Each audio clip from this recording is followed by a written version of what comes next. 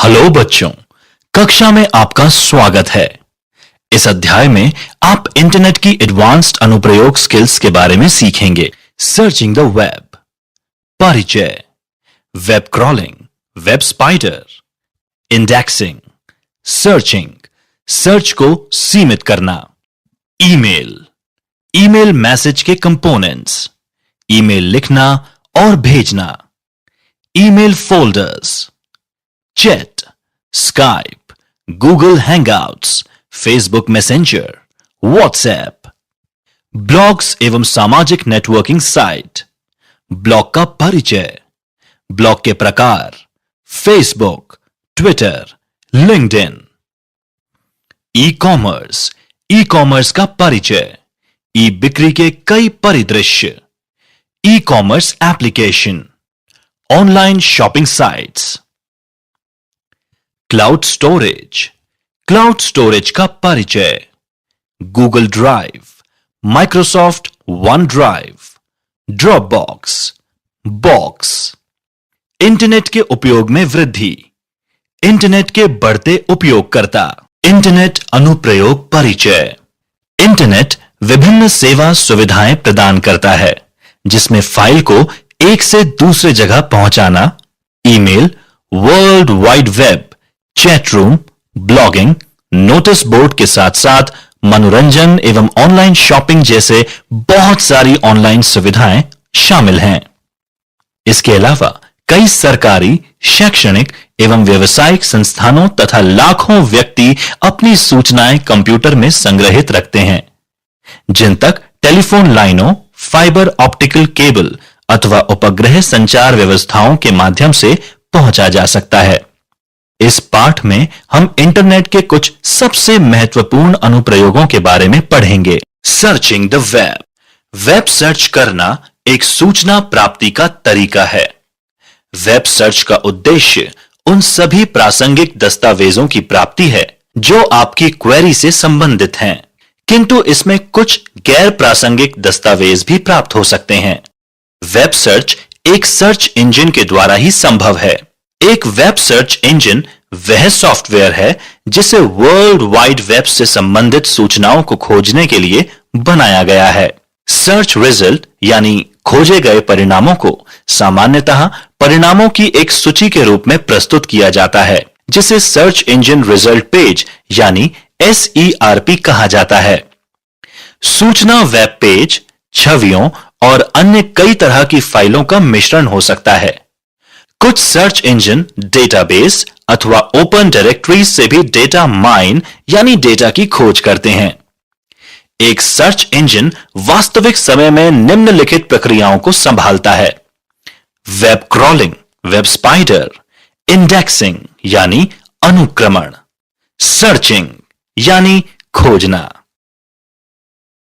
एक web crawler वह internet boat है जो वेब अनुक्रमण यानी इंडेक्सिंग के लिए वर्ल्ड वाइड वेब को व्यवस्थित तरीके से ब्राउज करता है। सर्च इंजन वेब क्राउलिंग या स्पाइडर सॉफ्टवेयर्स का उपयोग अपनी वेब कंटेंट यानी सामग्री या दूसरी वेबसाइट की कंटेंट अनुक्रमण को अद्यतन बनाने के लिए करते हैं। वेब क्राउलर विजिट किए गए सभी पृष्ठों की प्रतिलिपि तैयार कर प्रस्तुत कर सकता है, जिसके डाउनलोड किए गए पेजों के बाद में सर्च इंजन द्वारा अनुक्रमित किया जा सकता है, जिसे उपयोगकर्ता और अधिक कुशलता से खोज सकता है। इंडेक्सिंग यानी अनुक्रमण का अर्थ वेब पेज पर पाए गए संबंधित शब्दों और परिभाषित हो सकने वाले टोकनों और उनके डोमेन नेम और HTML फील्ड से जोड़ना है। इनका जोड़ सार्वजनिक डेटाबेस में किया जाता है, जो वेब सर्च क्वेरी के लिए उपलब्ध रहता है। यूजर द्वारा एक शब्द के रूप में भी क्वेरी की जा सकती है।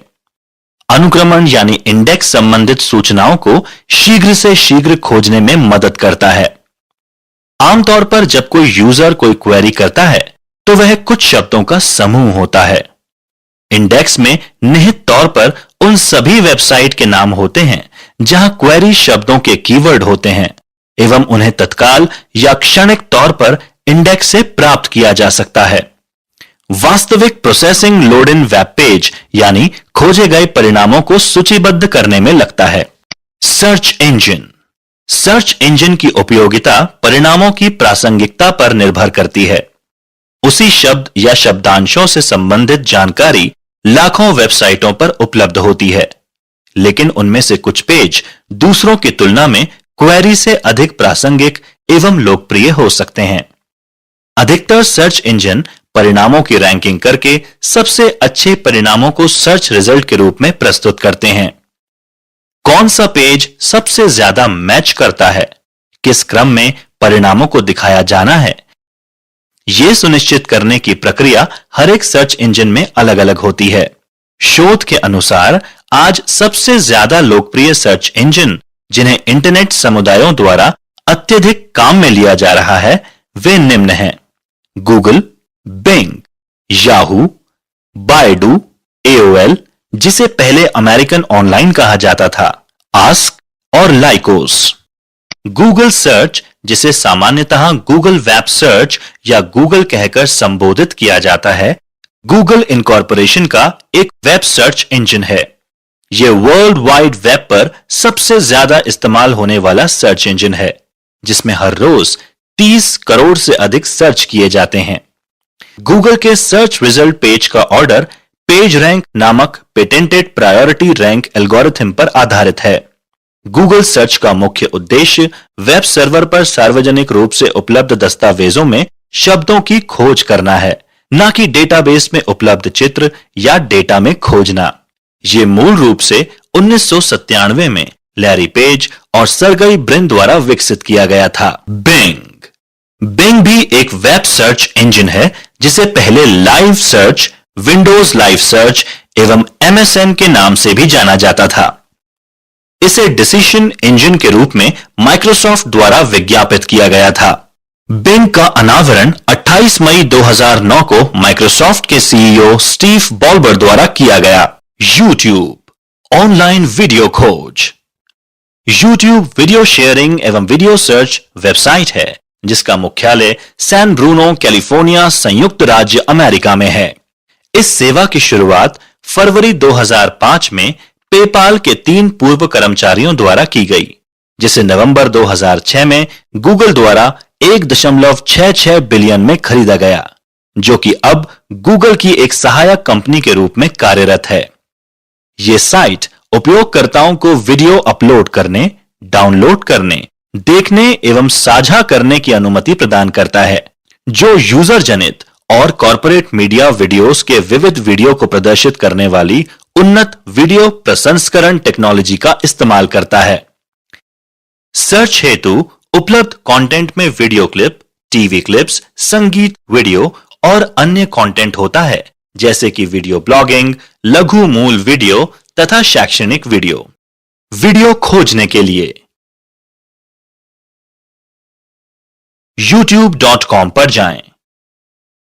जो आप सर्च करना चाहते हैं वह शब्द या कीवर्ड सीधे सर्च बॉक्स में टाइप करें और सर्च बटन पर क्लिक करें। परिणाम एक गूगल खोज की तरह ही नीचे दिखाई देगा। अगर आप विस्तृत जानकारी प्राप्त करना चाहते हैं तो सर्च बॉक्स के नीचे फिल्टर बटन पर क्लिक करें। उसके माध्यम से आप गुणवत्ता, लंबाई या अन्य मापदंडों के आधार पर वीडियो के लिए खोज करने के लिए अपने परिणामों को फिल्टर कर सकते हैं।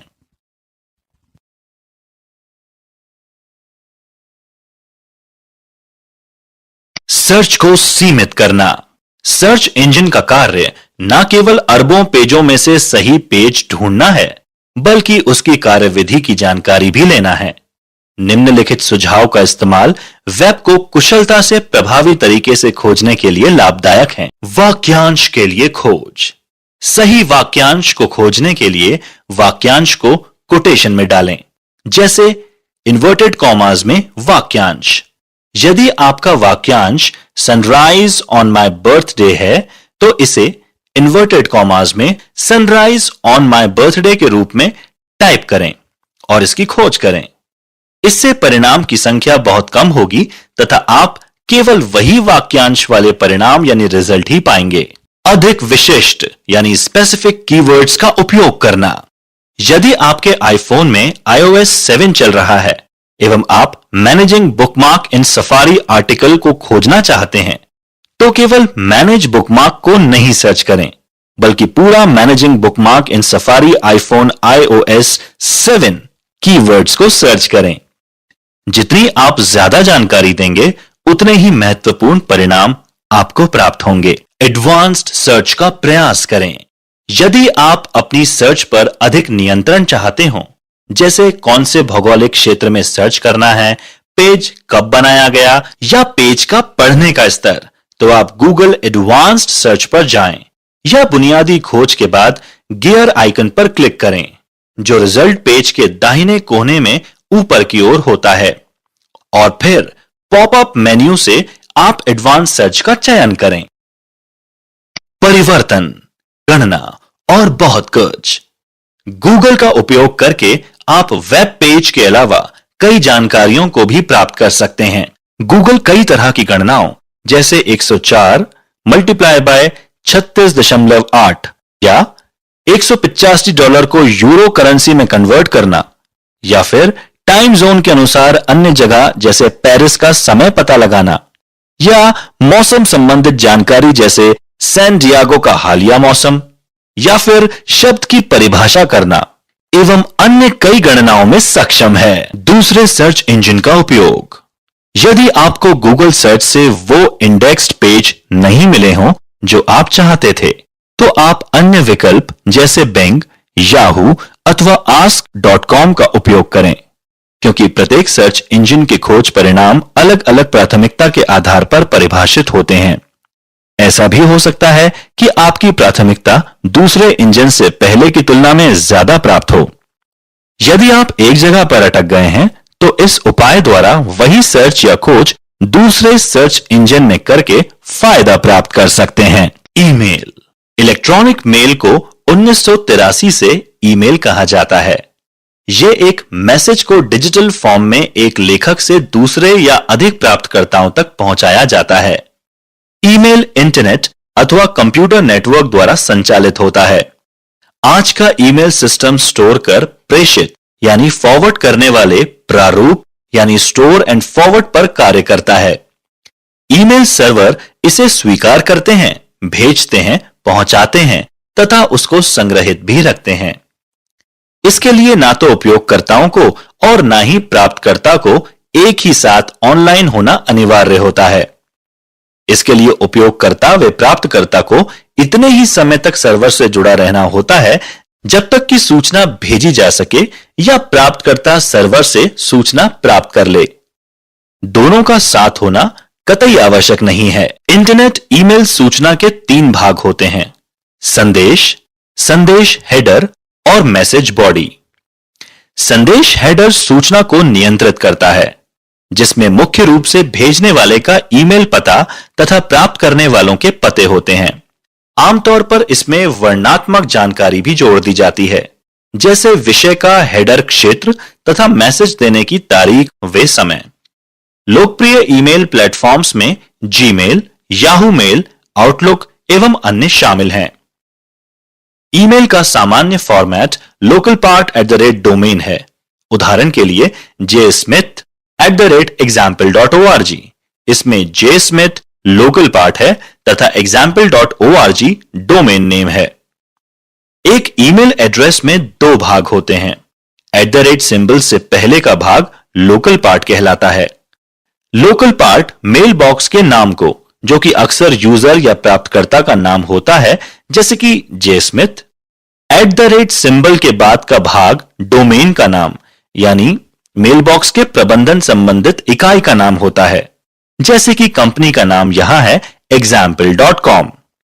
हम आगामी भागों में जीमेल के उदाहरणों को बताएंगे। ईमेल मैसेज संदेश लिखना और भेजना। ईमेल लिखना तथा भेजना अन्य लोगों को जल्दी जानकारी देने का एक बहुत ही तेज तथा सरल तरीका है। एक बटन मात्र से ही आप अपने मित्रों या परिवार को विश्व में कहीं भी समाचार भेज सकते हैं। यहां हम आपको जीमेल द्वारा ईमेल भेजने के चरण यानी स्टेप्स बताएंगे। हालांकि लगभग सभी ईमेल्स में खातों या आवेदन पत्र बनाने के तरीकों में समान प्रक्रिया की ही पालना होती है। ईमेल भेजने के स्टेप्स। ईमेल भेजने के लिए आपको एक कंप्यूटर में चालू यानी कार्यकारी इंटरनेट कनेक्शन के साथ साथ एक स्थापित ईमेल खाते की आवश्यकता होगी, जिसमें ईमेल भेजने व प्राप्त करने की सुविधा हो। एक ईमेल भेजने के लिए निर्देशों का पालन करें। स्टेप 1, अपने जीमेल में लॉगिन करें ताकि आप अपने जीमेल खाते के डैशबोर्ड यानी मुख्य पृष्ठ पर पहुंच जाएं। स्टेप 2, कंपोज पर क्लिक करें। स्टेप 3, एक नई रिक्त ईमेल विंडो खुल जाएगी। टू बॉक्स में उस ईमेल पते को टाइप करें जिसे आप मेल भेजना चाहते हो।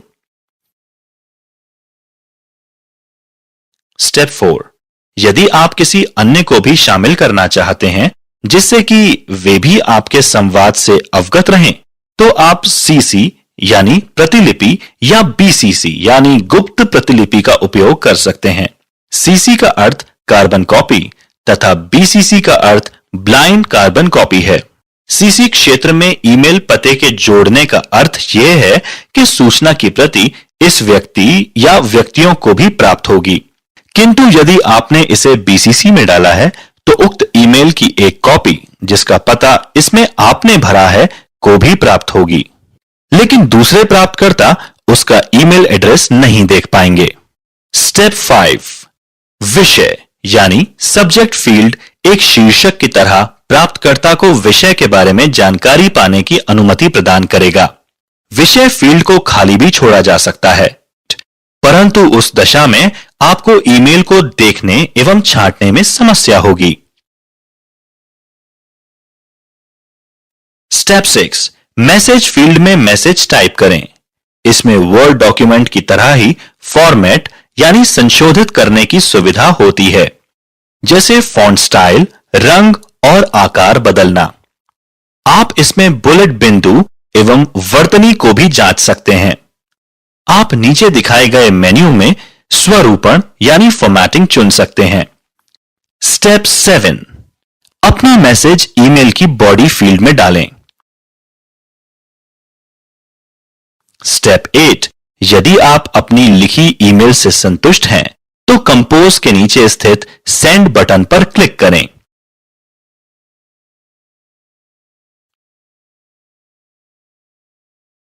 स्टेप 9, भेजा गया ईमेल आपके जीमेल डैशबोर्ड पर भेजे गए मेल फोल्डर में संग्रहित रहेगा। आप अपने माउस सूचक से इनबॉक्स फोल्डर को लिंक यानी जोड़कर इसे वे अन्य फोल्डर को देख सकते हैं। स्टेप 10, आपकी ईमेल अब भेजे जाने के लिए तैयार है, लेकिन इसे सीधे भेजने की बजाय इसे वापस लाने के लिए भी तय कर सकते हैं। जीमेल अपने ड्राफ्ट को स्वचालित रूप से सेव यानी सहेजता है, इसीलिए आप यदि मेल बंद कर देते हैं तो वापस आपकी अधूरी मेल ड्राफ्ट फोल्डर में सेव कर रखी हुई होती है, जिसे आप पूर्ण कर पुनः ड्राफ्ट फोल्डर से लेकर सेंड बटन को क्लिक कर सामान्य तरीके से भेज सकते हैं।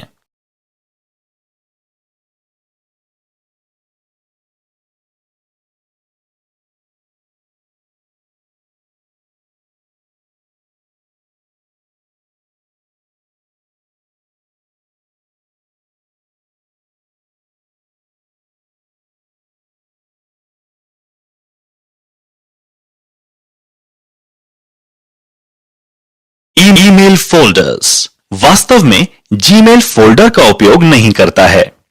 मेल को प्रभावी एवं संगठित तरीके से छांटने के लिए जीमेल लेबल का उपयोग करता है, क्योंकि जीमेल में एकाधिक लेबल एक ही मेल के लिए लागू हो सकते हैं और वह पारंपरिक फोल्डरों से ज्यादा शक्तिशाली होते हैं। ईमेल के महत्वपूर्ण फोल्डर कुछ इस प्रकार होते हैं। इनबॉक्स, ये वह फोल्डर है जहां आपकी आने वाली ईमेल्स आपके तत्काल संदर्भ के रूप में जानी जाती हैं। सेंट मेल, ये वह फोल्डर है जहां आप द्वारा भेजी गई ईमेल भविष्य के रेफरेंस के लिए सेव रहती हैं। ड्राफ्ट्स, ये वह फोल्डर है जहां सभी आपके द्वारा भेजी जाने वाली मेल अस्थायी रूप से रखी जाती हैं। जब आप मेल मैसेज बना रहे होते हैं तो ज्यादातर मेल प्रोग्राम उसे स्वतः ही आउटबॉक्स में संग्रहित करते हैं। यह मैसेज जब तक सफलतापूर्वक प्राप्तकर्ता को भेजा नहीं जाता, तब तक ड्राफ्ट फोल्डर में इसे सेव रखा जाता है। जैसे ही वह मैसेज सामने वाले को भेज दिया जाता है, वह सेंट यानी भेजी गई या सेंट मैसेज यानी भेजे गए मैसेज में चली जाती है। आप अपने मैसेज को ड्राफ्ट में भी सेव कर सकते हैं, जिसे आप बाद में पूरी तरह से तैयार कर अंतिम तौर पर भेज सकते। स्पैम। ईमेल स्पैम यानी जंक ईमेल या अनचाही बल्क ईमेल के रूप में भी जानी जाती है। स्पैम एक मिलती जुलती भाषा वाली बहुत सी प्राप्तकर्ताओं की भेजी गई मेल्स का समूह है। जीमेल इन स्पैम्स को स्वतः पहचानने, वायरस का पता लगाने तथा संदिग्ध ईमेल को पहचानने में मदद करता है, जिसे जीमेल वायरस डिटेक्शन कर या मैसेज के पैटर्न खोजकर पता लगाती है। ट्रैश। ये वह बॉक्स है जहां डिलीट किए गए मैसेज भविष्य की समीक्षा के लिए जमा रहते हैं, जब तक हम इसे यहां से भी डिलीट ना कर दें।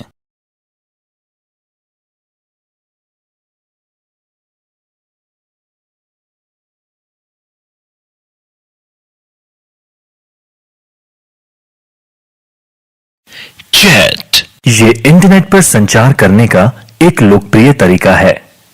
ईमेल, मेलिंग सूची और समाचार समूहों के विपरीत चैट लोगों को वास्तविक समय में आपस में बातचीत करने की अनुमति देता है। इंटरनेट पर चैटिंग एक प्रकार की बातचीत है, जब बातचीत करने वाले लोग एक ही समय में इंटरनेट पर मौजूद हों। सैद्धांतिक रूप में चैटिंग एक ही समय में बहुत से लोगों यानी उपयोगकर्ताओं जो इंटरनेट पर मौजूद हों द्वारा किसी चैट साइट के माध्यम से मैसेज के आदान प्रदान द्वारा बातचीत करने का तरीका है। कुछ लोकप्रिय वेब आधारित चैट सेवाओं में Skype, Google hangout, Facebook messenger, WhatsApp आदि शामिल हैं। आमतौर पर सभी आवेदकों को चैट कई प्लेटफॉर्मों जैसे मोबाइल डेस्कटॉप तथा ऑपरेटिंग सिस्टम जैसे विंडोज, एंड्रॉयड, आईओएस में उपलब्ध है।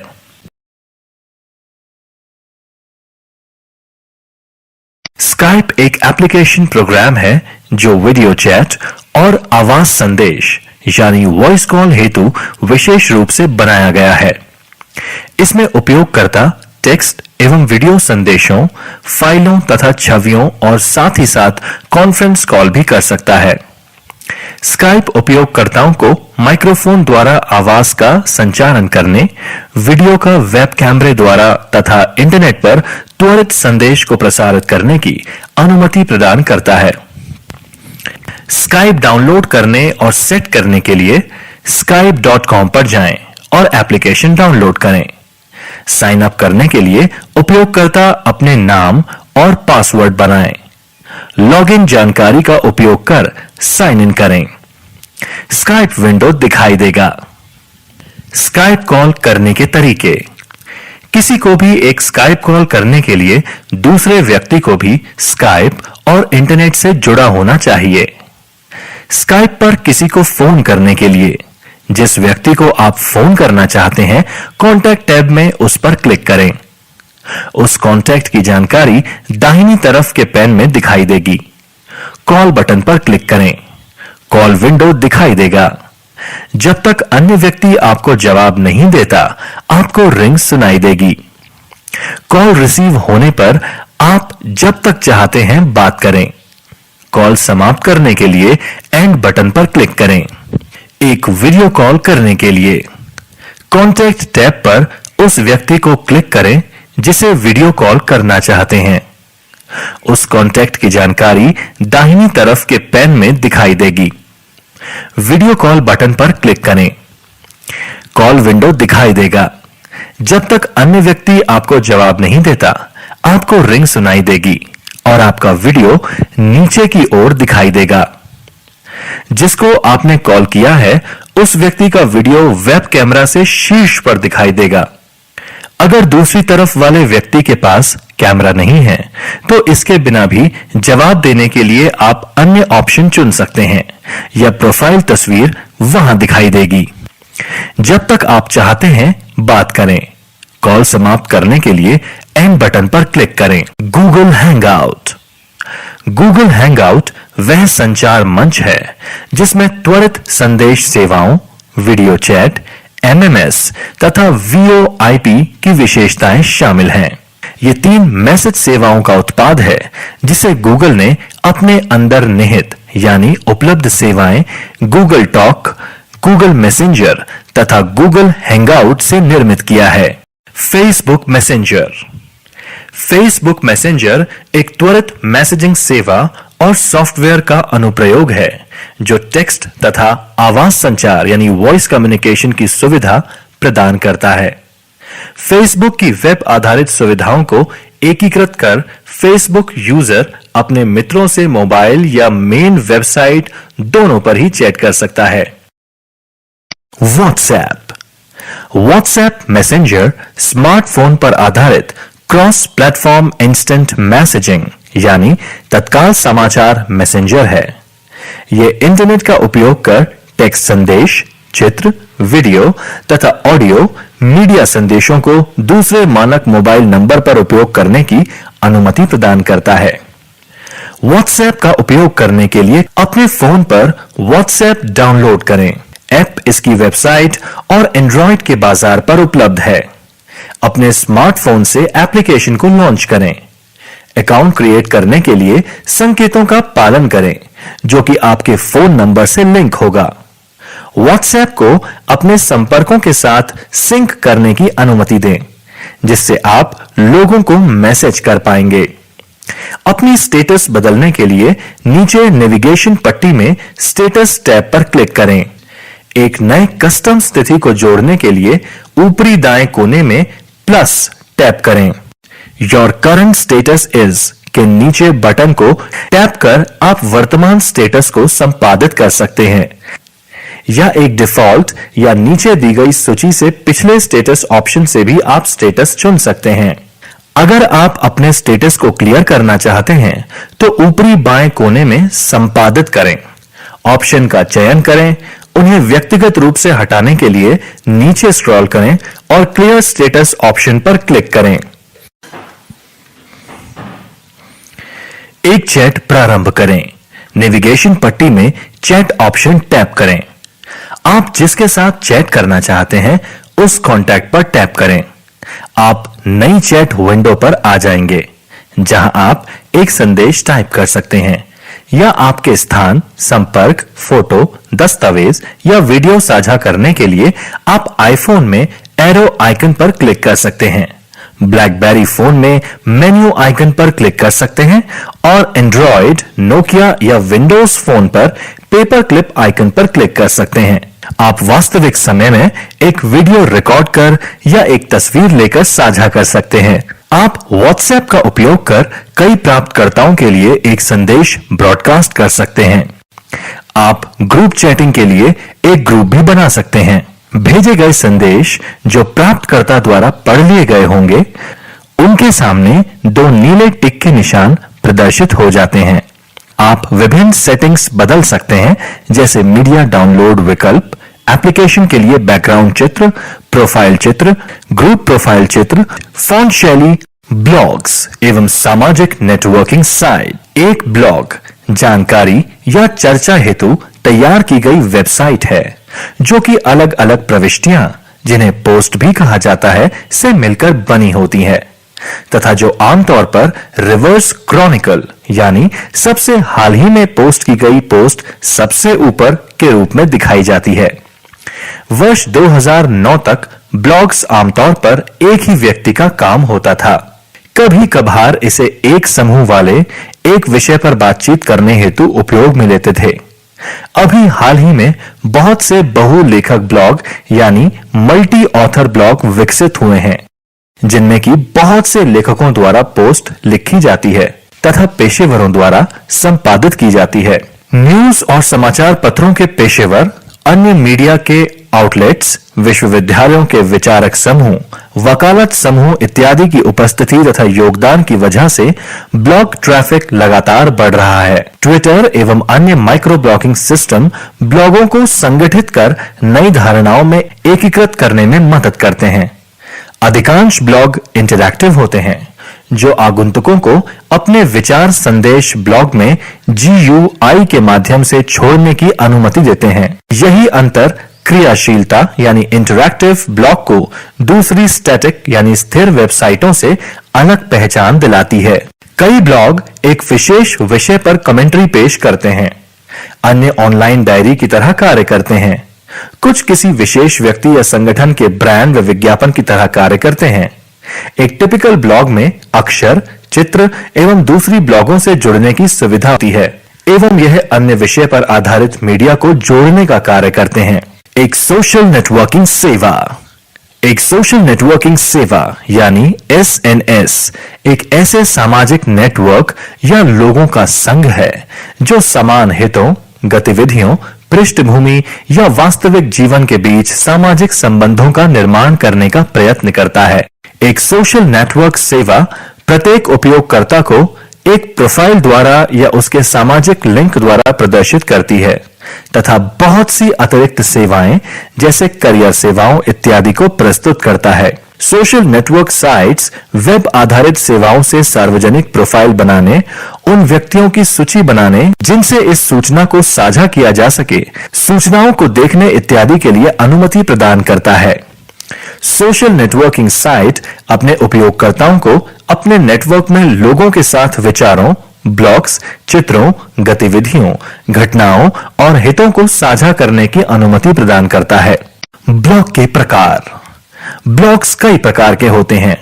उनके प्रकार केवल उनकी सामग्री यानी कंटेंट के आधार पर ही नहीं, बल्कि उन्हें किस प्रकार प्रस्तुत किया जाना है या लिखा जाना है पर भी निर्भर करते हैं। आइए हम ब्लॉगों के विभिन्न प्रकारों को एक एक करके समझते हैं। व्यक्तिगत ब्लॉग। पर्सनल ब्लॉग एक व्यक्ति की सतत डायरी या कमेंट्री। सहयोगात्मक ब्लॉग या ग्रुप ब्लॉग। कोलैबोरेटिव ब्लॉग और ग्रुप ब्लॉग ये वह ब्लॉग है जिसमें पोस्ट यानी लेखन सामग्री एक या एक से अधिक लेखकों द्वारा प्रकाशित होता है। ज्यादातर हाई प्रोफाइल सहयोगात्मक ब्लॉग एक थीम के चारों ओर आधारित होते हैं, जैसे कि राजनीति या नई तकनीक इत्यादि। Micro blogging. Micro blogging digital जानकारी के छोटे छोटे हिस्सों में प्रदर्शित करने का तरीका है, जो टेक्स्ट, चित्र, लिंक एवं अन्य मीडिया के रूप में जो इंटरनेट पर उपलब्ध हैं। माइक्रो ब्लॉगिंग एक पोर्टेबल संचार व्यवस्था है जिसे कई लोगों ने जैविक और सहज महसूस कर सार्वजनिक कल्पना का दर्जा हासिल कर लिया है, जैसे ट्विटर, टम्बलर और पिंटरेस्ट। Corporate blog. एक ब्लॉग प्राइवेट या बिजनेस कार्य के लिए भी बनाया जा सकता है। बिजनेस में आपसी संवाद बढ़ाने या फिर मार्केटिंग, ब्रांडिंग और पब्लिक रिलेशन को बेहतर करने के लिए काम आता है। Aggregated blog. ऑर्गेनाइजेशन या व्यक्तिगत तौर पर कुछ लोग एक विषय पर जानकारी एकत्रित करके पाठकों को संयुक्त जानकारी उपलब्ध करवा सकते हैं, अतः पाठक अपना समय पढ़ने में लगा सकता है, ना कि व्यर्थ जानकारी जुटाने में। Genre blog. कुछ ब्लॉग किसी टॉपिक पर केंद्रित होते हैं, जैसे राजनीतिक, स्वास्थ्य, फैशन, किताबें आदि। आजकल कैसे करें, हाउ टू डू एवं ट्यूटोरियल आदि के ब्लॉग्स काफी प्रचलित हो रहे हैं। दो आम प्रकार के ब्लॉग्स हैं, आर्ट ब्लॉग एवं म्यूजिक ब्लॉग। मीडिया टाइप पर आधारित। जिस ब्लॉग में वीडियो होते हैं उन्हें वीलॉग कहते हैं। लिंक्स वाले ब्लॉग को लिंक लॉग कहते हैं। जिस साइट पर स्केच होता है उसे स्केच ब्लॉग और जिसमें चित्र होते हैं उसे फोटो ब्लॉग कहते हैं। डिवाइस टाइप पर आधारित। एक ब्लॉग का वर्गीकरण लिखे गए उपकरण के आधार पर भी किया जाता है, जैसे पीडीए अथवा मोबाइल से लिखे गए ब्लॉग को मो ब्लॉग कहते हैं। Social networking services. हम 3 प्रमुख सोशल नेटवर्किंग सर्विसेज के बारे में पढ़ेंगे, फेसबुक, ट्विटर और लिंक्डइन। फेसबुक एक सोशल नेटवर्किंग साइट है जो आपके परिवार और दोस्तों से आसान तरीके से संपर्क रखने में मदद करता है। यह मूलतः कॉलेज छात्रों के लिए बनाया गया था। सन 2004 में इसकी स्थापना मार्क जकरबर्ग द्वारा की गई थी। वर्ष 2006 तक जिस किसी की उम्र 13 वर्ष या ज्यादा हो और एक सही ईमेल हो, वह फेसबुक ज्वाइन कर सकता था। आज फेसबुक सबसे बड़ी नेटवर्किंग साइट है जिसके दुनिया भर में 1 बिलियन से भी ज्यादा यूजर हैं। फेसबुक आपको मैसेज भेजने और स्टेटस अपडेट करने की सुविधा देता है, जिससे आप अपने दोस्तों के संपर्क में रह सकते हैं। आप फोटो, लिंक वगैरह भी शेयर कर सकते हैं, परंतु फेसबुक पर शेयर करना बाकी ऑनलाइन कम्युनिकेशन से अलग है। जिस प्रकार ईमेल इत्यादि में भेजे गए संदेश प्राइवेट होते हैं, फेसबुक पर आमतौर पर पब्लिक होते हैं और उस संदेश को सभी लोग देख सकते हैं। हालांकि फेसबुक पर प्राइवेसी टूल्स होते हैं जिससे आप निर्धारित कर सकते हैं कि आपका संदेश कौन देखे और कौन नहीं, परंतु फेसबुक बड़े तौर पर एक सोशल प्लेटफॉर्म के रूप में डिजाइन किया गया है, न कि सामान्य टूल्स की तरह जो कि प्राइवेट होते हैं। मार्केट प्लेस मेंबर्स को क्लासिफाइड विज्ञापन पोस्ट करने, पढ़ने एवं प्रतिक्रिया करने की अनुमति देते हैं। ग्रुप्स एक जैसी रुचि वाले मेंबर्स एक दूसरे से संपर्क कर सकते हैं एवं वार्तालाप कर सकते हैं। इवेंट्स मेंबर्स किसी इवेंट की जानकारी दे सकते हैं और लोगों को आमंत्रित भी कर सकते हैं। पेजेस मेंबर्स की विशेष टॉपिक पर एक पेज बना सकते हैं। मौजूदा टेक्नोलॉजी मेंबर्स यह जान सकते हैं कि कौन से दूसरे मेंबर्स ऑनलाइन हैं। ट्विटर इसे इंटरनेट के एसएमएस की तरह जाना जाता है। ट्विटर एक ऑनलाइन सोशल नेटवर्किंग सर्विस है जो यूजर को 140 कैरेक्टर के छोटे संदेश भेजने व पढ़ने की सुविधा देता है, जिन्हें ट्वीट्स कहा जाता है। पंजीकृत उपभोक्ता संदेश को पढ़ एवं प्रेषित कर सकते हैं, परंतु अन्य उपभोक्ता सिर्फ संदेश पढ़ सकते हैं। इसे कंप्यूटर एवं मोबाइल दोनों से संचालित किया जा सकता है। वर्तमान में ट्विटर के दुनिया भर में 25 कार्यालय हैं और इसकी स्थापना सैन फ्रांसिस्को में हुई थी। ट्विटर मार्च 2006 में बनाया गया था और इसके निर्माता हैं Jack Dorsey, Evan Williams, Bret Stone और नू ग्लास। इसको जुलाई 2006 में लॉन्च किया गया था। आइए ट्विटर की कुछ प्रमुख विशेषताओं के बारे में समझते हैं। ट्वीट ये एक संदेश का टुकड़ा है जो कि अधिकतम 140 कैरेक्टर का हो सकता है।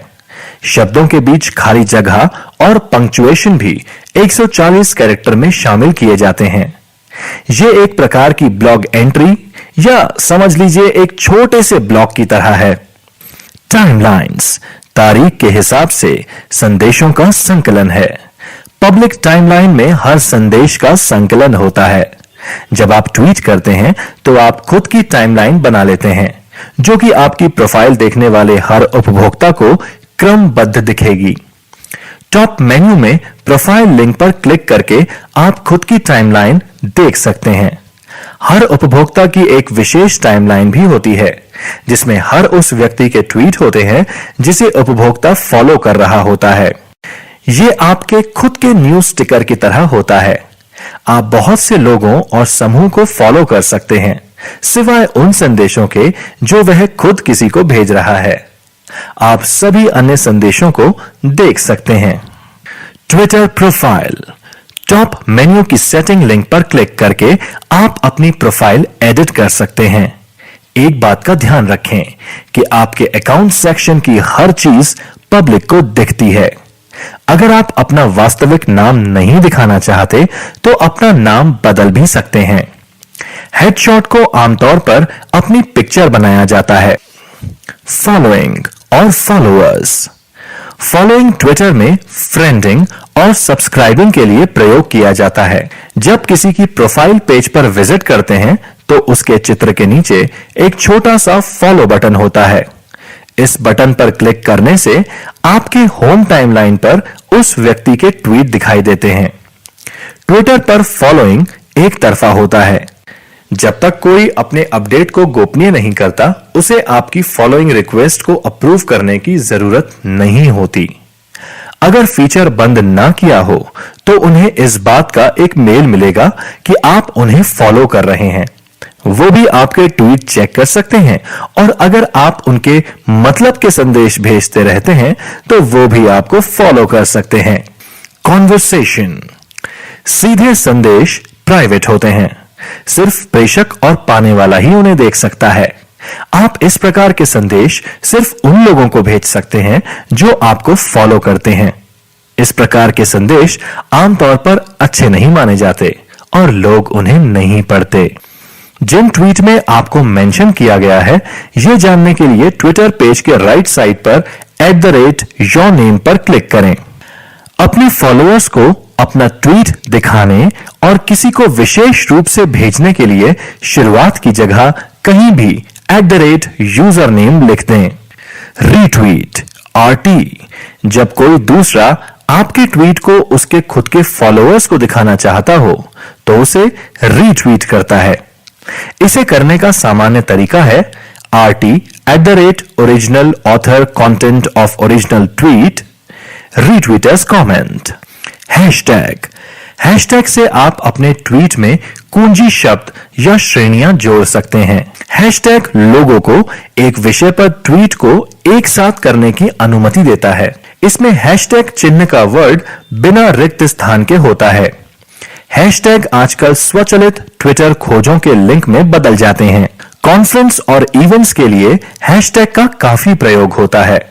हैशटैग को ढूंढकर आप कई प्रकार के लाइव इवेंट्स को फॉलो कर सकते हैं।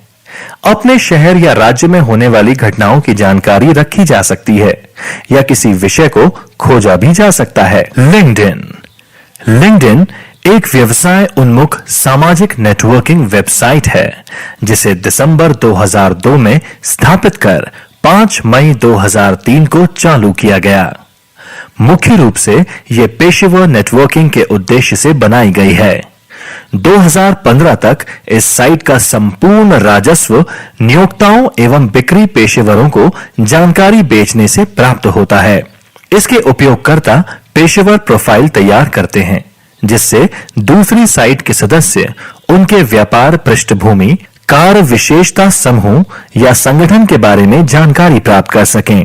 एक बार उपयोगकर्ता अपनी प्रोफाइल बनाने के बाद दूसरे उपयोगकर्ता को भी अपने नेटवर्क में जोड़ सकता है। प्रोफाइल में स्टेटस अपडेट स्थिति की सुविधा होती है जिसके द्वारा उपयोगकर्ता के नेटवर्क से जुड़े लोग ये जान सकते हैं कि उपयोगकर्ता किस विषय पर कार्य कर रहा है तथा कब यात्रा कर रहा होगा तथा जरूरत अनुसार सुझाव देना शामिल होते हैं। इसमें उनके लिए भी सुविधा होती है जो इसके सदस्य नहीं हैं। वे प्रोफाइल के हिस्से को देखने की स्वीकृति भी प्रदान कर सकता है। लिंक्डइन की कुछ प्रमुख विशेषताओं के बारे में समझते हैं। संपर्क में रखें। जो व्यक्ति बार-बार नौकरी बदलते हैं, लिंक्डइन ऐसे उपयोगकर्ताओं को उन पेशेवर नेटवर्क से संपर्क में रहने तथा उनके कार्यों को अपडेट देने तथा संपर्क सूत्रों को प्रदान करता है। मदद लेना। उपयोगकर्ताओं के नेटवर्क जब किसी व्यापारिक समस्या का हल नहीं निकाल सकते, तब लिंक्डइन का टूल आंसर एंड ग्रुप्स उपयोगकर्ताओं को विश्वास पात्र एक्सपर्ट से मिलाता है। नौकरी ढूंढना। लिंक्डइन उपयोगकर्ताओं को हजारों नौकरियों की जानकारी देना एवं उनके लिए एप्लीकेशन फॉर्म्स उपलब्ध करवाने का कार्य करता है। यह एप्लीकेशन और यूजर की प्रोफाइल सीधे नियोक्ता तक पहुंच जाती है। नए स्टाफ का अपॉइंटमेंट। कंपनी के मैनेजर लिंक्डइन पर जाकर अपने कंपनी के लिए सही कैंडिडेट्स चुन सकते हैं जिनके पास तयशुदा स्किल एवं एक्सपीरियंस हो। E commerce, electronic commerce. किसी भी सामान को इलेक्ट्रॉनिक माध्यम से खरीदा या बेचा जाए तो उसे ई कॉमर्स कहते हैं। ऑनलाइन रिटेल बहुत आरामदायक होता है क्योंकि एक तो यह 24 घंटे उपलब्ध है, वैश्विक स्तर पर उपलब्ध है और आमतौर पर अच्छी ग्राहक सेवा प्रदान करता है। आइए ई कॉमर्स व्यापार में लिखित विशेषताओं के बारे में जानें। ऑनलाइन शॉपिंग साइट, खुदरा बिक्री सीधे ग्राहक के लिए। बेचने वाला ऑनलाइन बाजार यानी मार्केट प्लेस में भाग ले सकता है जो कि व्यापार ग्राहक या ग्राहक ग्राहक बेचने का माध्यम प्रदान करता है। व्यापार, व्यापार बिजनेस टू बिजनेस, खरीदना और बेचना। डेमोग्राफिक डेटा को एकत्रित करना सोशल मीडिया और वेब कंटेंट्स द्वारा। B2B इलेक्ट्रॉनिक डेटा एक दूसरे से लेना और देना। ईमेल और फैक्स के द्वारा क्लाइंट्स और संबंधित ग्राहकों को पाने के लिए मार्केटिंग करना। उदाहरण के लिए समाचार पत्र। नए उत्पाद और सर्विस को मार्केट में उतारने हेतु प्रीटेल में शामिल होना। ई कॉमर्स के प्रकार।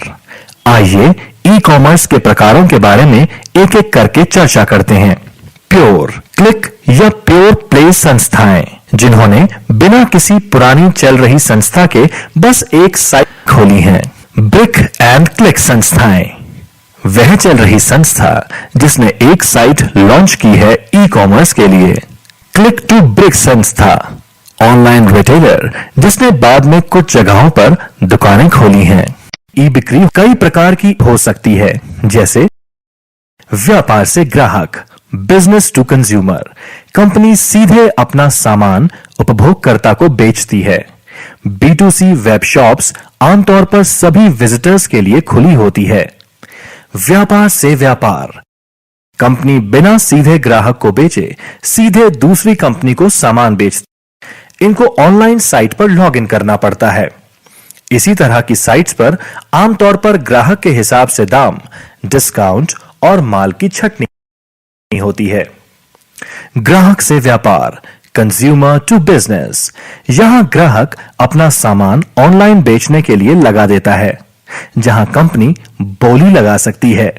ग्राहक इन बोलियों को देख सकता है और अपने हिसाब से कंपनी चुनकर माल बेच सकता है। ग्राहक से ग्राहक, कंज्यूमर टू कंज्यूमर, ग्राहक अपने माल को दूसरे ग्राहक को बेचता है। बेहतरीन उदाहरण है eBay. Mobile commerce, m commerce, mobile या पर्सनल डिजिटल असिस्टेंट यानी PDA के द्वारा माल को खरीदने या बेचने को मोबाइल कॉमर्स कहते हैं।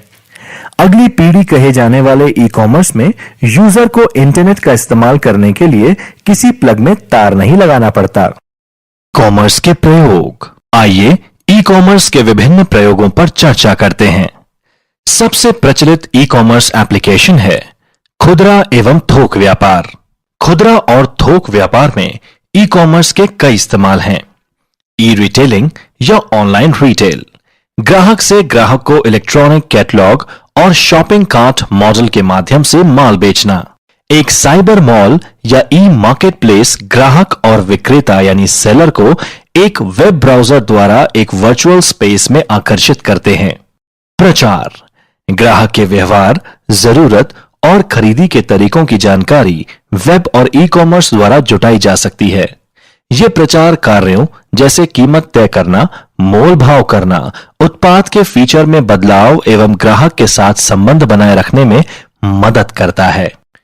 फाइनेंस, इस प्रकार की कंपनियां ई कॉमर्स का काफी उपयोग करती हैं। ग्राहक समस्त सेवाएं जैसे खाते का बैलेंस चेक करना, पेमेंट ट्रांसफर करना, अपने बिल जमा करना, ई बैंकिंग या ऑनलाइन बैंकिंग के माध्यम से आसानी से कर सकते हैं। ई कॉमर्स का एक अन्य उपयोग है ऑनलाइन स्टॉक लेन देन। काफी साइट्स कंपनीज के प्रोफाइल एवं उनके स्टॉक शेयर के बारे में विस्तृत जानकारी उपलब्ध करवाती हैं। मैन्युफैक्चरिंग, ई कॉमर्स किसी कंपनी के माल ढुलाई के सिस्टम को भी संभाल लेता है। कुछ कंपनियां एक प्रकार का इलेक्ट्रॉनिक एक्सचेंज बना लेती हैं। इसमें सम्मिलित होता है माल का खरीदना, बेचना, व्यापार मार्केट की जानकारी, कार्यालय की जानकारी जैसे इन्वेंट्री कंट्रोल। बिजनेस कम्युनिटी के मेंबर में इससे कच्चे माल एवं तैयार माल की ढुलाई का प्रोसेस तेज हो जाता है। बोली, ऑक्शन, ग्राहक से ग्राहक ई कॉमर्स माल को सीधे ग्राहकों के बीच बेचने को कहते हैं। इसमें इलेक्ट्रॉनिक बोली भी शामिल है। बिडिंग एक प्रकार की बोली है जिसमें संभवित ग्राहक माल के लिए ऑनलाइन बोली लगा सकता है। ऑनलाइन शॉपिंग साइट्स, आज लोगों के पास समय की कमी है और वह अपने काम में अधिक व्यस्त हो गए हैं। किसी अन्य काम के लिए बहुत कम समय बचता है और ऐसे में ऑनलाइन शॉपिंग ही उनके लिए सबसे अच्छा माध्यम बनता है। स्मार्टफोन के आने से इंटरनेट का उपयोग सरल हो गया है, जिससे ऑनलाइन शॉपिंग और प्रचलित हो गई है। हिंदुस्तान की कई ऑनलाइन शॉपिंग साइट्स इस प्रकार प्रचलित हो गई हैं, जो ग्राहकों को लुभावने ऑफर देकर आकर्षित करती रहती हैं। ऑनलाइन शॉपिंग एक तेज, किफायती, आसान और मजेदार अनुभव प्रदान करता है। इसमें कई खूबियां हैं, जैसे 24 घंटे शॉपिंग, डिस्काउंट कूपन के साथ शॉपिंग, घर बैठे शॉपिंग, अच्छी गुणवत्ता के उत्पाद इत्यादि। आइए सबसे प्रचलित ऑनलाइन शॉपिंग साइट्स के बारे में एक एक करके चर्चा करते हैं। भारत की प्रमुख ऑनलाइन शॉपिंग साइट्स हैं flipkart.com, जिसने मिंत्रा को भी खरीद लिया है। 2004 में मात्र 4 लाख रुपए से शुरू, आज 60,000 करोड़ का सालाना टर्नओवर। यह एक मार्केट प्लेस है जहां किताबों से लेकर इलेक्ट्रॉनिक्स, कपड़े, जूते आदि सब कुछ खरीदे जा सकते हैं। यह भारत की सबसे बड़ी ई कॉमर्स साइट है। Amazon.in, यह दुनिया भर में ई कॉमर्स में अव्वल है। अब भारत में भी अपना व्यापार चालू कर दिया है। सभी प्रकार का सामान किफायती दरों में उपलब्ध है। Snapdeal.com, यह साइट आस पड़ोस के उत्पाद एवं सर्विसेज जैसे मसाज, भ्रमण और रेस्तरां पर बेहतरीन ऑफर देती है। यह साइट अच्छी कीमत और मुफ्त कुरियर भी प्रदान करती है। Paytm.com, इसकी शुरुआत मोबाइल ई वॉलेट के द्वारा मोबाइल रिचार्ज, बिल भुगतान आदि से शुरू हुई थी। अब यह साइट एक संपूर्ण मार्केट प्लस की तरह सब कुछ बेच रही है। इसकी कम कीमत, ई वॉलेट के बेहतरीन उपयोग के कारण साइट ने बहुत कम समय में टॉप 10 साइट्स में अपनी जगह बना ली है। Jabong.com, यह एक फैशन स्टोर है जो कि हर आइटम पर अच्छा डिस्काउंट प्रदान करवाता है। कपड़ों और घर की साज सज्जा के सामान का बेहतरीन संग्रह इस साइट पर मिलता है। क्लाउड स्टोरेज, यह एक तरीके का सर्विस मॉडल है जहां डेटा यूजर को नेटवर्क के माध्यम से प्रदान किया जाता है और डेटा को रिमोटली ही मैनेज, मेंटेन और बैकअप लिया जाता है। क्लाउड स्टोरेज डेटा स्टोरेज का एक मॉडल है जहां डिजिटल डेटा लॉजिकल पूल में स्टोर किया जाता है। फिजिकल वातावरण को एक होस्टिंग कंपनी संभालती है।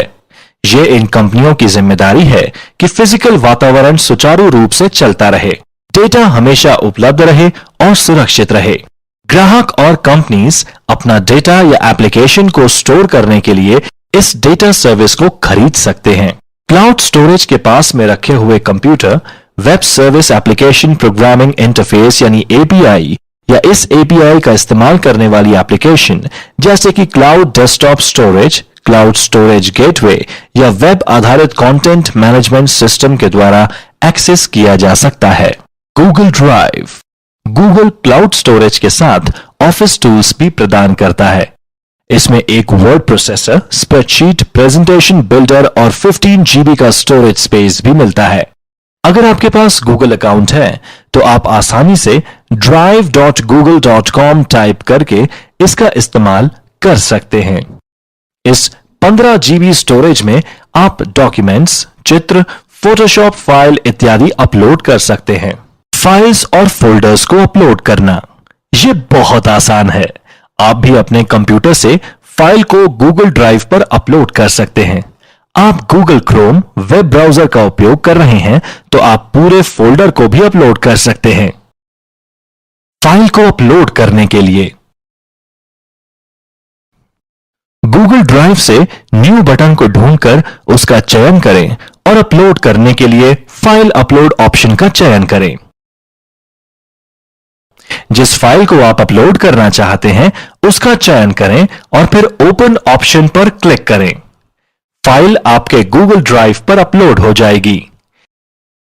यह आपके ब्राउजर और ऑपरेटिंग सिस्टम पर निर्भर करता है कि आप फाइल्स को क्लिक या ड्रैग करके भी अपलोड कर सकते हैं। फोल्डर अपलोड करने के लिए गूगल क्रोम नए बटन पर क्लिक करें और फिर फोल्डर अपलोड का चयन करें। जिस फोल्डर को आप अपलोड करना चाहते हैं उसका चयन करें और फिर ओपन ऑप्शन पर क्लिक करें। सभी फोल्डर्स और फाइल जो कि इसमें हैं गूगल ड्राइव पर अपलोड हो जाएंगी।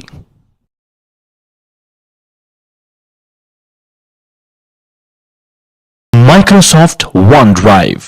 ये माइक्रोसॉफ्ट का उत्पाद है। जो विंडोज 8 या विंडोज 10 इस्तेमाल करते हैं उनको one drive Windows operating system में सम्मिलित मिलता है। हालांकि इसे कोई भी इस्तेमाल कर सकता है, बस उसे डेस्कटॉप ऐप डाउनलोड करनी होगी या एंड्रॉयड के लिए प्ले स्टोर से ऐप डाउनलोड करनी होगी या विंडोज फोन और एक्सबॉक्स की ऐप डाउनलोड करनी पड़ेगी।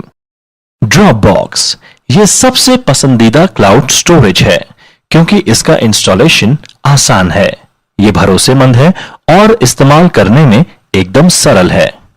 आपकी फाइल्स को क्लाउड के माध्यम से ऑनलाइन रखा जाता है तथा आप ड्रॉपबॉक्स वेबसाइट से कभी भी एक्सेस कर सकते हैं। विंडोज, मैक, एंड्रॉयड और लाइनक्स के लिए उपलब्ध हैं। बॉक्स पर व्यक्तिगत मुफ्त अकाउंट के लिए कोई भी साइन अप कर सकता है। जहां दूसरे क्लाउड स्टोरेज सिर्फ फाइल स्टोर करने की सुविधा देते हैं, बॉक्स में आप फाइल दूसरे यूजर्स के साथ शेयर कर सकते हैं, किसी को काम दे सकते हैं और फाइल में हुए बदलाव की जानकारी प्राप्त कर सकते हैं। भारत में दिसंबर 2016 तक इंटरनेट का इस्तेमाल करने वालों की संख्या 402 मिलियन पहुंच जाएगी। पिछले साल के मुकाबले 49% ज्यादा और चीन के बाद दूसरे नंबर के पायदान पर होगा। Internet and mobile association of India way IMRB international market research द्वारा जारी की गई रिपोर्ट के अनुसार दुनिया में चीन और अमेरिका के बाद तीसरे नंबर पर भारत में 350 मिलियन इंटरनेट उपभोक्ता हैं। रिपोर्ट के अनुसार दिसंबर 2016 तक भारत अपने 375 मिलियन यूजर्स के साथ अमेरिका से भी आगे निकल जाएगा। चीन अपने 600 मिलियन उपभोक्ताओं के साथ अभी प्रथम स्थान पर है। भारत में दिसंबर 2016 तक 117 मिलियन सुचारू इंटरनेट उपभोक्ता हैं, जो कि जून 2017 तक 147 मिलियन पहुंच जाएंगे। इसका कारण मोबाइल के बढ़ते उपयोग और बेहतर इंटरनेट सुविधा है। इंटरनेट इस्तेमाल करने के लिए मुख्य रूप से मोबाइल का प्रयोग गांव में 2014 में 38% से 2015 में 60% तक पहुंच गया है। इंटरनेट उपयोग करने के लिए सार्वजनिक स्थलों जैसे साइबर कैफे का प्रयोग एक साल में 26% से 6% रह गया है। IAMAI KPMG के अनुमान अनुसार 2017 तक भारत में 500 मिलियन इंटरनेट उपभोक्ता हो जाएंगे। मोबाइल पर इंटरनेट उपयोग करने वालों की संख्या 2 साल में 314 मिलियन हो जाएगी। इंटरनेट के प्रचलित उपयोग। आइए लोकप्रिय इंटरनेट आधारित गतिविधियों के कुछ उदाहरण पर चर्चा करें। ऑनलाइन म्यूजिक सुनना। इसके 2 तरीके हैं। म्यूजिक डेटाबेस को उपयोग में लेना। गाना.com और सावन.com जैसी वेबसाइट्स हिंदी गाने की एक विशाल डेटाबेस प्रदान करते हैं। आप वेबसाइट पर जाकर अपनी पसंद का संगीत सुन सकते हैं। ऑनलाइन रेडियो स्टेशन संगीत स्ट्रीम कर। आप गूगल पर एक विशिष्ट रेडियो स्टेशन के नाम से खोजकर या गूगल पर इंटरनेट रेडियो खोजकर पारंपरिक रेडियो स्टेशंस के संगीत को स्ट्रीम कर सकते हैं। आज ऐसी भी कई वेबसाइट्स हैं जिन पर कई रेडियो म्यूजिक स्टेशन फ्री मौजूद हैं, जो रेडियो प्रोग्राम किए संगीत को सुनने की अनुमति देते हैं। लेकिन यह ध्यान रहे कि ये सभी स्टेशन प्लेलिस्ट को परिवर्तित करने की अनुमति नहीं देते, लेकिन आप अलग अलग रेडियो स्टेशंस का चयन कर सकते हैं। Online banking. लगभग सभी बैंक ऑनलाइन बैंकिंग सेवाओं की पेशकश कर रहे हैं। आपको इंटरनेट बैंकिंग के लिए रजिस्टर करने की जरूरत है। आप बैंक की वेबसाइट के माध्यम से लॉगिन करके ऑनलाइन ही कई बैंक सेवाओं का लाभ उठा सकते हैं। फंड अन्य खातों में स्थानांतरित करना, खाते की शेष राशि देखना, अकाउंट स्टेटमेंट उत्पन्न करना, चेकबुक के लिए अनुरोध आदि। ऑनलाइन मूवी टिकट बुक करना। आप फिल्म टिकट ऑनलाइन बुक करने के लिए मूवी थिएटर की वेबसाइट या बुक माई शो जैसी लोकप्रिय वेबसाइट्स का उपयोग कर सकते हैं। टिकट बुक करने के लिए www.bookmyshow.com पर जाएं। अपने क्षेत्र का चयन करें। आप सर्च बॉक्स का उपयोग कर एक फिल्म को नाम से खोज सकते हैं। आप सभी फिल्मों की सूची देख सकते हैं या अपने पसंदीदा थिएटर की सूची सिनेमा हॉल वाइज भी देख सकते हैं। मूवी के नाम पर क्लिक करें। जिन सिनेमा घरों में भी आपके द्वारा सर्च की जा रही फिल्म की स्क्रीनिंग हो रही होगी, उन सभी सिनेमा घरों की सूची दिखाने के साथ साथ समय की सूची भी साथ में प्रदर्शित हो जाएगी। आप वांछित थिएटर के सामने प्राथमिकता के अनुसार या समय के अनुसार क्लिक कर सकते हैं। टिकटों की संख्या का चयन कर आप बुकिंग के लिए आगे बढ़ें। अगली स्क्रीन पर सीट नंबर और कैटेगरी के साथ सीट लेआउट प्रदर्शित होगा।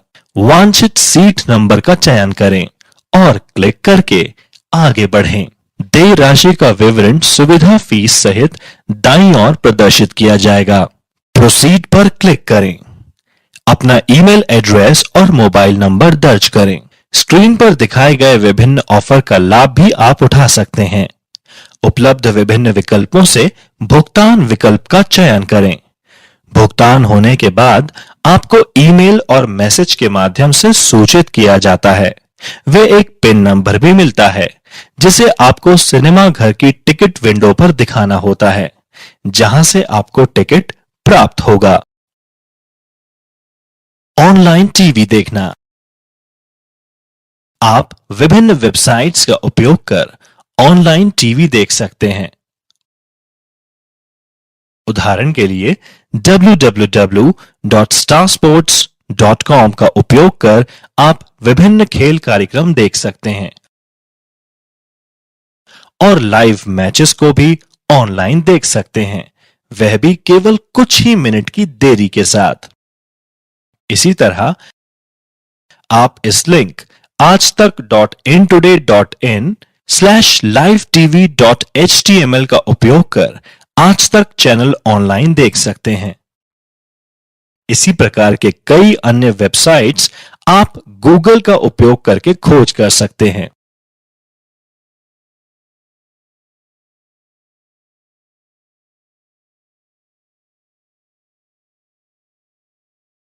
ऑनलाइन रिचार्ज या बिल पे करना। सेवा प्रदाता की वेबसाइट के अलावा कई वेबसाइट और भी होती हैं जो रिचार्ज और ऑनलाइन यूटिलिटी बिल भुगतान की सेवाओं की पेशकश करती हैं। उदाहरण के लिए आप अपने प्रीपेड या पोस्टपेड मोबाइल नंबर या तो एयरटेल की वेबसाइट का उपयोग कर रिचार्ज कर सकते हैं या आप उल्लेखित लोकप्रिय रिचार्ज वेबसाइट्स का उपयोग करके भी भुगतान कर सकते हैं, जैसे फ्रीचार्ज, मोबिक्विक, पेटीएम। ऑनलाइन शिक्षा, कॉर्स्यूरा, यूडेमी, EDX आदि जैसे किसी भी लोकप्रिय MOOC वेबसाइट पर पंजीकरण करें। अपने पसंदीदा पाठ्यक्रम या टॉपिक को उसमें खोजें। पाठ्यक्रम का स्केड्यूल देख लें। आप हर दिन कुछ घंटे समर्पित करके नियमित रूप से सीख सकते हैं। इसी प्रकार वहां YouTube पर कई शैक्षिक चैनल हैं। आप YouTube पर अपने पसंदीदा विषय को खोज सकते हैं और शीर्ष विश्वविद्यालयों या स्कूलों के कई व्याख्यान को एक्सेस कर सकते हैं। खान अकेडमी भी स्कूल के छात्रों के लिए बहुत व्यापक शैक्षिक सामग्री प्रदान करता है और वह भी कक्षावार वर्गीकृत है। रोजगार हेतु ऑनलाइन आवेदन। आप नियोक्ता द्वारा निर्दिष्ट वेबसाइट के अनुसार विभिन्न नौकरियों के लिए आवेदन कर सकते हैं। उदाहरण के लिए राजस्थान सरकार या RPSC की वेबसाइट rpsc.rajasthan.gov.in/apply ऑनलाइन पर जाकर उनके द्वारा विज्ञापित विभिन्न नौकरियों के लिए आवेदन कर सकते हैं। नवीनतम सक्रिय ऑनलाइन आवेदन और भर्ती विज्ञापनों की एक झलक भी आप देख सकते हैं। आवेदन शुल्क का भुगतान राज्य भर में ई-मित्र कियोस्क या ई-मित्र के ऑनलाइन पोर्टल के माध्यम से किया जा सकता है। ई-मित्र कियोस्क ऑपरेटर या ऑनलाइन पोर्टल द्वारा आपको एक टोकन नंबर प्रदान किया जाएगा। RPSC ऑनलाइन आवेदन पोर्टल पर टोकन विवरण दर्ज करें और वैलिडेट करें। ऑनलाइन आवेदन पत्र के विभिन्न फील्ड में पूछी गई जानकारी भरें। प्रत्येक स्क्रीन पर दिए गए निर्देशों का पालन करें। ई शॉपिंग। ऑनलाइन शॉपिंग के लिए कई लोकप्रिय वेबसाइट्स हैं। आइए एक उत्पाद को ऑनलाइन कैसे खरीदते हैं, इसके बारे में सीखते हैं। मान लो आप एक 16 जीबी की पेन ड्राइव खरीदना चाहते हैं, तो चलो देखते हैं ये कैसे करना है। www.flipkart.com पर जाएं या www.amazon.in, www.snapdeal.com आदि। पुराने या उपयोग में लिए गए उत्पादों के लिए आप OLX या क्विकर आदि जैसी वेबसाइट्स का उपयोग कर सकते हैं। सर्च बॉक्स में पेन ड्राइव टाइप करें। जैसे जैसे आप टाइप करते हैं, सर्च बॉक्स के नीचे आपको कई सुझाव दिखाई देंगे। अपना पिन कोड दर्ज करें। आप प्रासंगिकता के क्रम में पेन ड्राइव की एक सूची देखेंगे। आप कीमत, लोकप्रियता या अन्य उत्पादों के क्रम में भी इसे देख सकते हैं। इसके अलावा आप बाईं तरफ विभिन्न फिल्टरिंग विकल्पों को देख सकते हैं। फिल्टरिंग में 16 जीबी चुनें और पसंदीदा ब्रांड चुनें। यदि आवश्यक हो तो और कीमत के क्रम में सॉर्ट करें।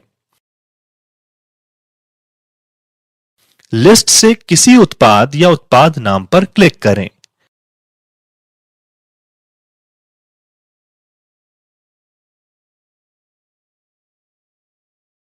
स्पेसिफिकेशन को चेक करें।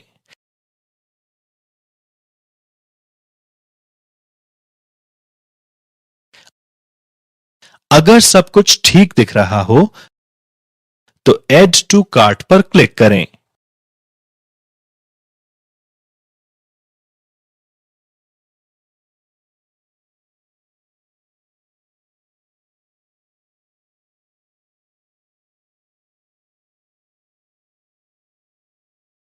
कार्ट में जाएं, अनुमानित कीमत प्रदर्शित होगी।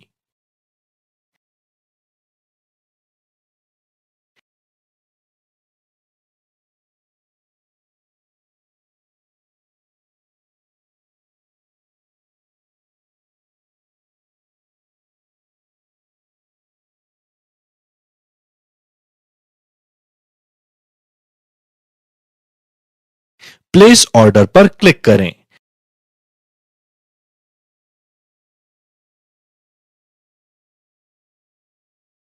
अपने डिलीवरी एड्रेस को दर्ज करें।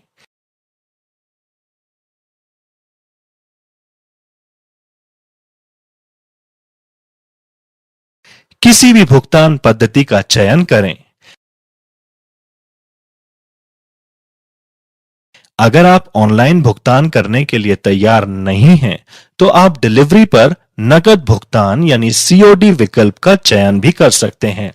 उत्पाद प्रदर्शित विवरण के अनुसार आप तक पहुंचाया जाएगा।